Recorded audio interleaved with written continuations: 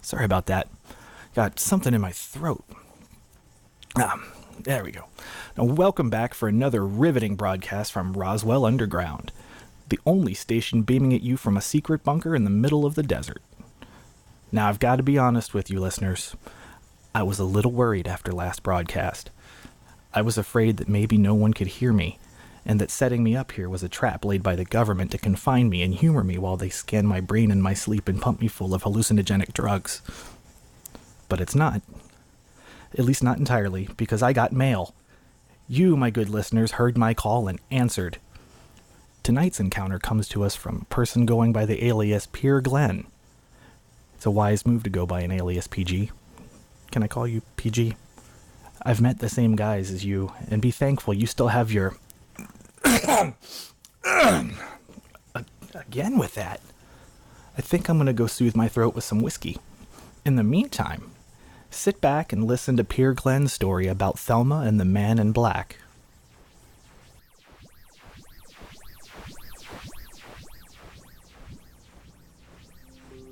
I love to visit my grandmother. Thelma, she insisted we call her, totally rejecting the common names Grandma, Nan, Granny that normal families used. Thelma and I had lots in common, like how we both loved sci-fi and would talk over lemonade about our latest reads. She was into the classics and had a collection of signed paperbacks. She cherished each and every book, and for each one was able to tell the name of the bookshop where she met the author and insist that they signed the front page, to Thelma. I'd often pick a respectfully worn story off the shelf to borrow, but my life wouldn't be worth living if I didn't return it next visit. The letters from her correspondence with Heinlein were the pride of her collection. She could, and would, retell the contents of each old-fashioned typed page from memory. Today, I was going to make one of my midweek impromptu visits, usually a product of procrastination to avoid study or something like that. It was a particularly warm day for this time of year, even for Colorado Springs, and I had a craving for a glass of 2 of her special homebrew. You know, traditional like, with real lemons and ice. She was awesome like that. Driving up East Yampa, I couldn't keep my eyes off Pikes Peak. The mountain seemed strangely ominous as it towered in a haze over the town. Not sure how, but something about the pyramidal landmark was different. Also out of the ordinary was the white sedan parked out in front of Thelma's small 60s-style red brick house. As I pulled up in the driveway, a man in a black suit who had been walking down the path to the front door saw me and dashed quickly back to his car, opened the driver's side, and jumped in. I sat for a moment and watched the stranger's car. It didn't drive off like I wished it would. I could see through the windows that the guy just sat there at the wheel staring forward. The man in the car gave me a really bad feeling, and it made me mad that he had business with Thelma but was hiding from me. I thought he was one of those heavy-handed insurance people who was going to try and bully an old lady into a sale. I was going to confront him and give him a piece of my mind about messing with my grandmother. But as I approached the car, he snapped his head around to face me. He wore a hard, stony expression, his eyes hidden by black shades. Maybe I've just seen too many movies, but he seemed the type of person who would holster a piece and use it. I raced to the front door. "Thelma, are you home?" I called through the screen. I opened it, let myself in, and warned, "You have to lock the front door. You're just inviting trouble leaving it open like this." Today was not the first time I'd reminded her about that. Thelma was resting on her couch when I entered the family room. As soon as she heard me, she jumped up and told me in an unusually anxious voice, "He's coming today. Today, he's finally coming." Who's coming? That insurance man outside? I opened the curtains to show her that car parked out the front. "No, your father is coming home. He's coming to take me with him."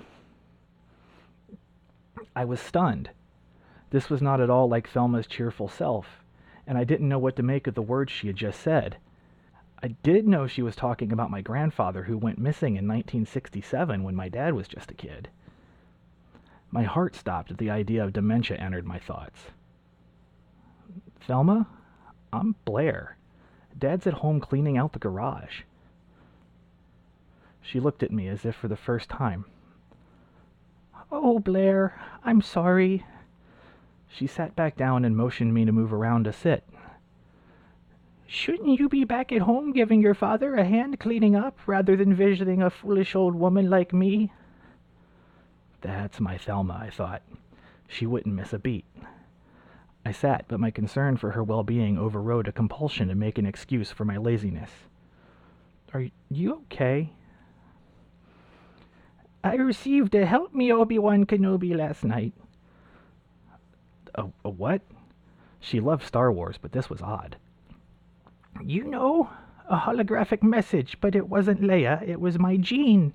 And he was young and in his uniform, so handsome, just like when they took him. She leaned forward, deadly serious, and took me by the eyes. He said he would come for me today. My life changed at that moment. I didn't know what to say. Thelma never spoke about her late husband. I was just glad that I was here in her time of need. Thelma's mind was her greatest asset. It would be a tragedy if mental illness were to steal the shine from her final years. I changed the subject. It's hot today. Let me make you a drink. You're a gem. She accepted the offer and sat back to relax in her chair. I went to the kitchen and tried to call home on my cell phone. Mom was at work, so Dad would have to do. I needed him to drop everything and come out to help. But my phone, while fully charged, couldn't make a call. I tried the wall phone next to the breakfast table, but there was no answer. In the fridge, Thelma had a batch of lemonade ready-made. I poured a glass and took it to her. Here, I said, passing over the cool drink. Thank you, my love. Thelma, I've got to go out for a few minutes, but I'll be back soon. You keep the door locked and don't open it for anyone, especially that idiot salesman outside.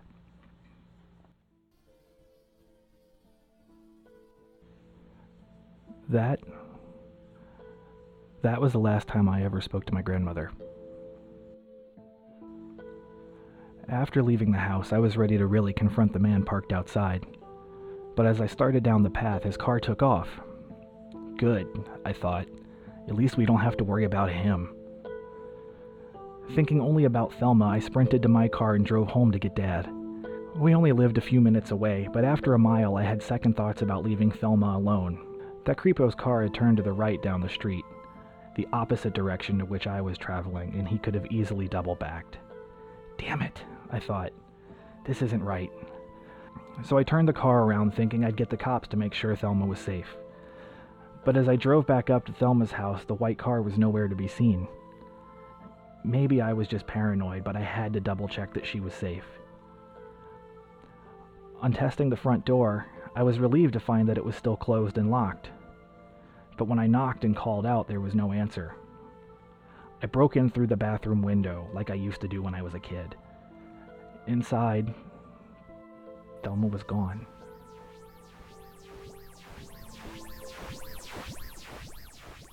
And we're back. Such a sad story, PG. I wish I could tell you that Thelma was here with me right now, hanging out and drinking some lemonade.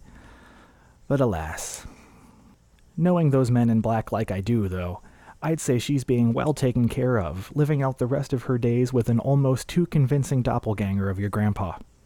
I know I'll sleep better tonight with that in mind. Well, it's that time again, everybody. I hope you've enjoyed tonight's installment of Roswell Underground. Thank you, Pierre Glenn, for sharing with us, and thank you, listeners. Keep those stories coming. Good night, and good luck. Mr. Gray, signing off.